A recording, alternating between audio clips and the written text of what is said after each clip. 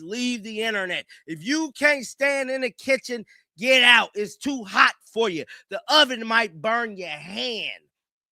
That's how hot it is. And last summer in July, it was too hot for Kelly, and Kelly ain't been back on Twitter X since.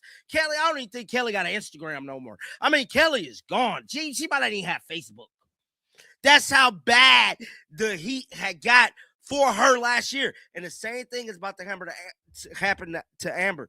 I promise you, bro. And it's crazy because Amber. The Indiana Fever's struggles are drawing attention far beyond team-specific coverage, with major sports media now weighing in on what is becoming an increasingly public unraveling.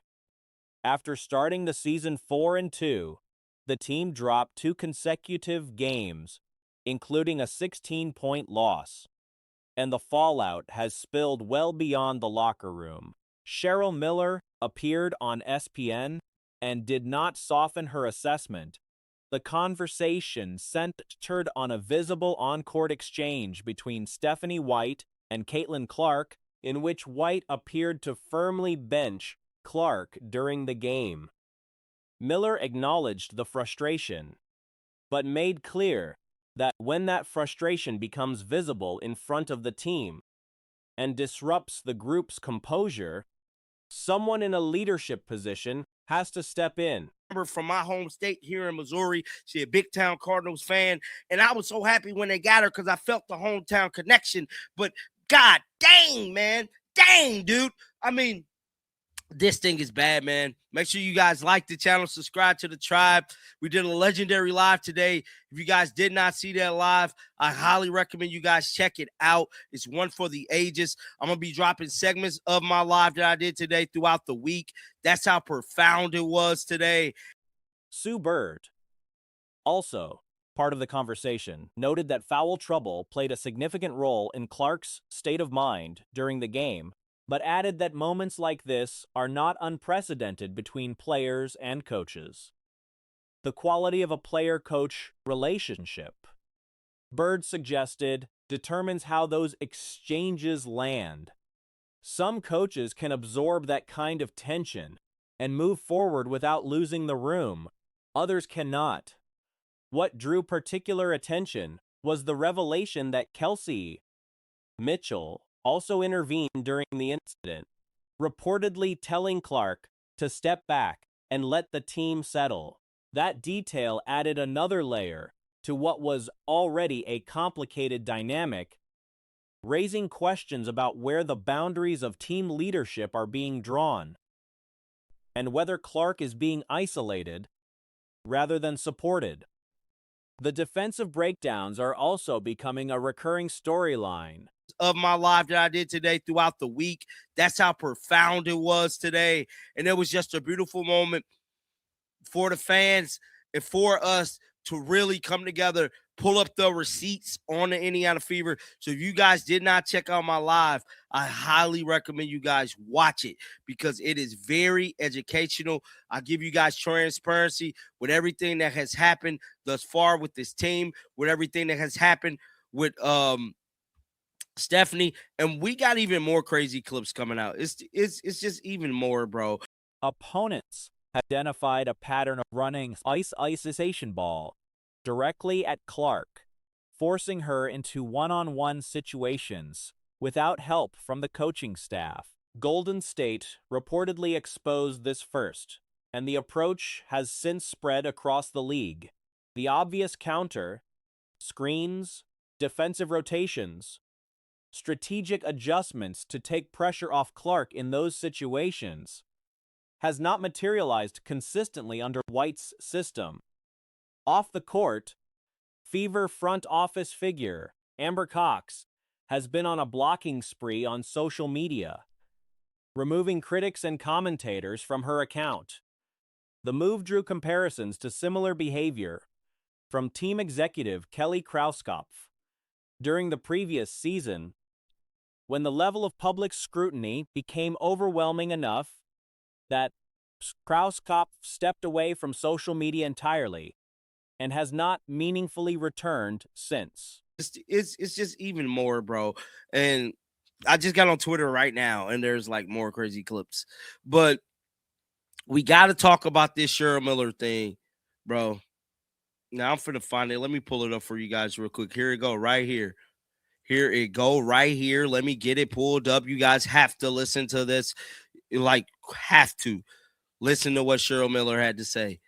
Let me rewind it back. Shifting our attention to Indiana. After starting the season 4-2, the Fever have lost 2 in a row. Commentator Jason Whitlock publicly noted being blocked by Cox and used the moment to lay out a broader critique of the organization's direction. His argument was that the front office had been handed one of the most marketable and talented players the sport has ever produced. And rather than structuring the entire roster and coaching philosophy around her strengths, it spent the offseason making additions that did not serve purpose, including a reported $800,000 commitment to a player who has contributed little on the floor.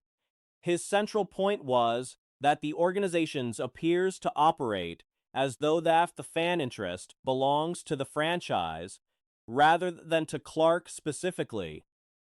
A disconnect, he argued, is reflected in every major decision the front office has made. Courtside tickets for Fever games are currently running between $2,000 and $3,000, a price point driven almost entirely by Clark's presence. The gap between what fans are paying to watch and what they are actually seeing on the floor has become a central tension in the conversation surrounding the team. The Fever have lost 2 in a row, and they're coming off a 16-point loss to the Fire yesterday. Cheryl, from what you're seeing, what's happening in Indianapolis? Right now, it's frustration, and unfortunately, it's boiling over, and it's being seen. It's one thing to have it behind closed doors, but when it spills over and when the coach has to basically say, hey, you know what, Caitlin, enough is enough. This is too disruptive. In and out, take a seat. What do you think? I agree. I think it's frustration. I'm not like the best lip. The coming week promises more scrutiny. If the Fever lose their next game, the expectation among observers is that major national outlets, Fox, ESPN, and others, will dedicate significant airtime to the situation. The combination of on-court dysfunction, visible player-coach friction, questionable roster construction, and front office behavior that appears more defensive than decisive has created conditions where the pressure is only going to intensify. Sue Bird and Cheryl Miller both weighed in on the Caitlin Clark situation following her visible confrontation with coach Stephanie White, and neither took the position that Clark was entirely without fault, though both stopped well short of placing all the blame on her shoulders. Miller framed the incidents as a product of mounting frustration, noting that sideline flare-ups between players and coaches are not uncommon and do not automatically signal a deeper rupture. I agree. I think it's frustration. I'm not like the best lip reader, but I feel like Stephanie White did say defense a couple times. Now, I made the video and I said, Stephanie White said, get the F out my face. If you guys read her lips, she definitely swerved at Caitlin, like cursed at her, bro. It looked that way. Now, I could be wrong. I very much could be wrong. But it definitely looked like she's cursing at Caitlin Clark, scolding her almost like she's a damn child. And if I'm Caitlin Clark, mom, I am pissed. I am pissed. I damn near want to have a conversation with Kelly off the record. Don't you ever. She referenced her own playing days, pointing out that certain coaching relationships allow for blunt, heated exchanges, while others do not, and that players and coaches must spend time learning where those boundaries are. Adding that when a team is getting blown out by 20 points, a heated huddle exchange is unlikely to have been the thing that decided the outcome. That said, both acknowledged that the same type of incident occurring twice within a single week changes the conversation. Once can be dismissed as a bad moment. Twice starts to look like a pattern. And patterns are harder to explain away. regardless of surrounding context. I am pissed.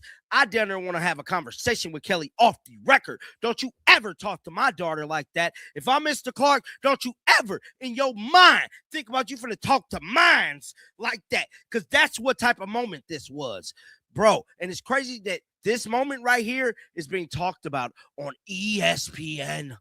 ESPN is talking about this exchange. And Caitlin Clark was in foul trouble this game, and obviously we know how things were being called. So I think it is a lot of frustration, but it's also like not that crazy. This isn't the first time we've seen this. It doesn't have some... Bird's specific advice for Clark was to study opposing players' tendencies obsessively, identifying what each player does not want to do, and consistently forcing them into those uncomfortable spots. The underlying logic is sound. When you cannot reliably match an opponent's quickness one-on-one, you redirect rather than contest. The difficulty is that this approach assumes a scheme built to support that kind of defensive intelligence. What Bird describes requires coordinated rotations, help defenders in position, and rim protection waiting at the end of those funnels. The Fever have none of that in meaningful quantity. Not that crazy. This isn't the first time we've seen this. It doesn't have some deeper meaning to it. I've had moments like that with coaches. I think it speaks to relationships, player-coach relationships. Like, shout out Brian Agler. You could say anything to that man, and you could keep it moving. And then I had other coaches where maybe you couldn't, and you have to learn each other in that way. But you knew the line. But you knew the line. When it becomes disruptive, and then when you and that's when even Kelsey Mitchell kind of chimed in and said, like, you need to go stand over here and let us just regain the calm in the huddle. When it becomes that disruptive. White runs a system where everything gets switched, which means Clark, when she does succeed in steering a ball handler toward help, finds that the help defender is Kelsey Mitchell. Whatever individual preparation Clark might bring to the defensive end, the structural support required to make it matter simply does not exist on this roster. The isolation numbers tell a more complicated story than the prevailing narrative suggests. Clark is not actually the worst isolation defender on Indiana's team by the statistics. She is what she is. And when it comes down to it, like, she's right, Steph is wrong. It doesn't really matter. Like, from a we got you standpoint, it does, but from a Stephanie White is the coach, Caitlin Clark is a player, there has to be something. They have to figure out a way to get it to work. Like, it really doesn't matter in that scenario who's right and who's wrong. So, even though, like, I can't stand Stephanie White. Like, it's Raven Johnson, Lexi Hull, and Mitchell all concede more points per isolation possession. Clark also draws more isolation coverage than any of them, meaning opponents target her specifically. Not necessarily because she is the weakest link on paper, but because the story around her defense has made her a psychological focal point. Teams go at her because they want to, regardless of whether it is the most efficient decision available. The deeper issue is that wanting it more on defense, the advice most commonly offered to Clark, produces a specific and predictable result in the current officiating environment. Even though, like, I can't stand Stephanie White. Like, it's been very clear on this channel, I can't stand her. And by the fact is, it looks like she's just picking on Caitlin and everything. Like, there's been plenty of defensive possessions which just gone into Caitlin when Caitlin's done nothing. That being said, like, it's this is one of those ones where Caitlin's not in the right either. You can hate Steph White, but losing at your coach. Playing harder physically. For a guard who lacks elite lateral quickness, converts directly into more contact fouls. Raven Johnson fouled out of a recent game in under 10 minutes of action. The prescription being handed to Clark leads not to improved defense, but to early disqualification. What is becoming evident is that Clark has reached some kind of breaking point. You can hate Steph White, but losing at your coach, you're never in the right. Anyway, let's take a listen to Sue Bird and Cheryl Miller about it. And play it at 1.5 times speed. And again, Cheryl Miller especially is not somebody that's out to get Caitlin Clark. They're starting the season 4-2. The Fever have lost 2 in a row, and they're coming off a 16-point loss to the Fire yesterday. Cheryl, from what you're seeing, what's happening in Indianapolis? Right now, it's frustration, and unfortunately, it's boiling over, and it's being seen. It's one thing to have it behind closed doors, but when it spills.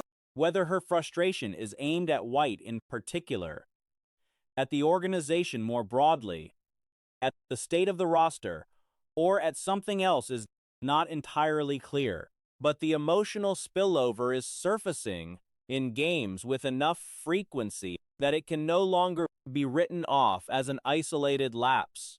Something has been building, and the current environment is not structured to contain or address it. That no fix may exist within the current framework. Over, and when the coach has to basically say, hey, you know what, Caitlin, enough is enough. This is too disruptive.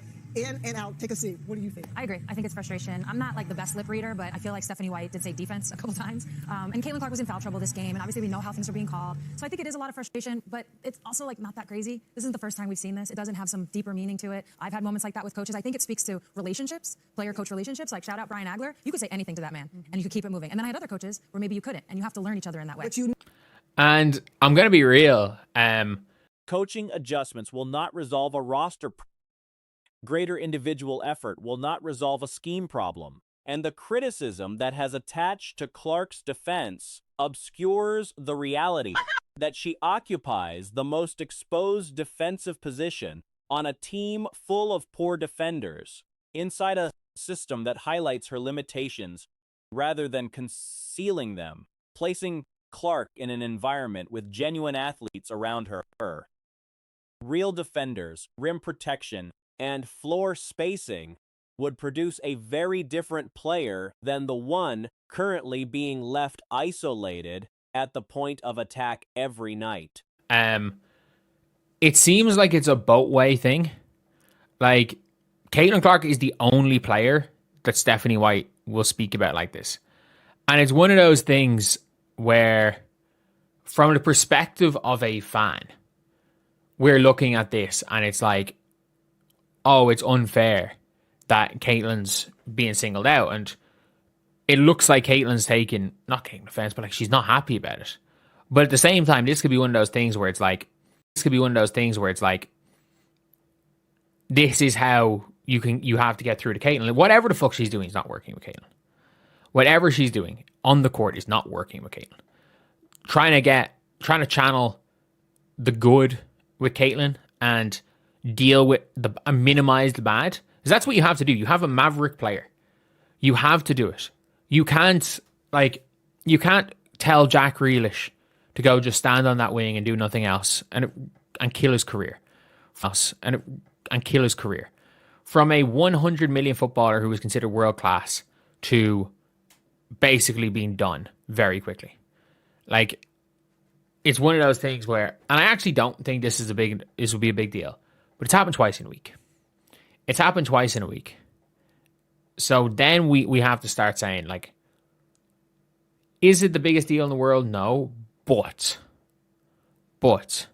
it's not nothing anymore. It's not, oh, this happens anymore. It's now happened twice. It's now happened twice in a week. You knew the line, but you knew the line. When it becomes disruptive, and then and that's when even Kelsey Mitchell kind of chimed in and said, like, you need to go stand over here and let us just regain calm in our huddle. When it becomes that disruptive to the entire team, somebody has to step in. Well, that's my question for both of you, because you've played on teams where there are high expectations. You know what that pressure can be like. Are these moments actually impacting their ability to win games? That's the question. Is there more to this? Because at the end of the day, if you're winning, no one even blinks at that conversation. They're down 20, so it did not affect anything yesterday. If we can be real, it did not affect anything yesterday. In the huddle.